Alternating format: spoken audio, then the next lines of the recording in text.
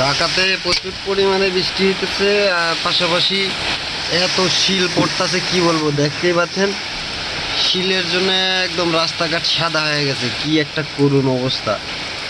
শিল এখন একটু যাই হোক করছে, বড় বড় খুব বড় বড় শিল পড়তেছে। আল্লাহ রে আল্লাহ, মানে কি বলবো, মানে এত ঝড় হইতেছে আসলে ঢাকা শহরে। বিল্ডিং এর জন্য তো ক্লিয়ার বোঝা যাইতেছে না, তবে বিল্ডিং এর সাইড দিয়ে আসলে গ্যারেজের সাইড দিয়ে টিন দেওয়া আছে, গ্যারেজের উপরে আটকানোর জন্য যেন ভিতরে কেউ না ঢুকতে পারে। তো ওই দিক দিয়ে এত পরিমাণে টিনের উপরে শিল পড়তেছে যে কি বলবো, ঢাস ঢাস করে শব্দ হইতেছে বাইরে। আমি বাইরে থাকতে পারলাম না শব্দে আওয়াজে। এই আওয়াজটা আমার কাছে খুবই ভয়ঙ্কর মনে হলো বা ভয়ঙ্কর লাগলো, এই কারণে আমি রুমের ভিতরে চলে আসলাম। রুমের ভিতরে এসে জানালা দিয়ে আপনাদেরকে দেখাইতেছি।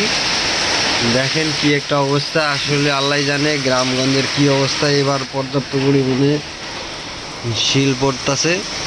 গ্রামগঞ্জে যে আম আছে, বিশেষ করে আমের ক্ষতি হইতেছে অনেক বেশি। তাছাড়া দেখা এখন প্রায়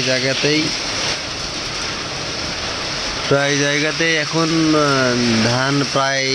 ধানের ভিতরে প্রায় চাউল এসে গেছে। আর এত বড় বড় শিল যদি এই ধানের ভিতরে পড়ে তাহলে তো, ধানের উপরে পড়ে তাহলে ধানের অনেক বেশি ক্ষতি হয়ে যাবে, কৃষকের অনেক বেশি ক্ষতি হয়ে যাবে। মানে কি বলবো, যে ঝড় তুফান হইতেছে, খুব প্রচুর পরিমাণে ঝড় তুফান হইতেছে। যে বৃষ্টি হইতেছে, এই বৃষ্টি যদি ঢাকায় 1 ঘন্টা হয় তাহলে দেখা যাবে যে ঢাকায় আল্লাহ কারেন্টটাও চলে গেল। তো এই বৃষ্টি যদি ঢাকায় 1 ঘন্টা হয় তাহলে খুবই করুণ অবস্থা হয়ে দাঁড়াবে। মানে ঢাকা শহর তো ডুবে যাবে এমন একটা পরিস্থিতি হবে।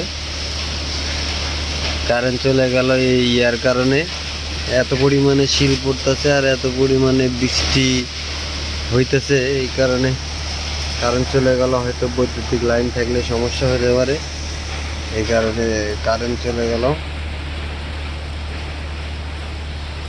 মোবাইলে ফ্ল্যাশ তো এত দূর পর্যন্ত দেখা যাবে না।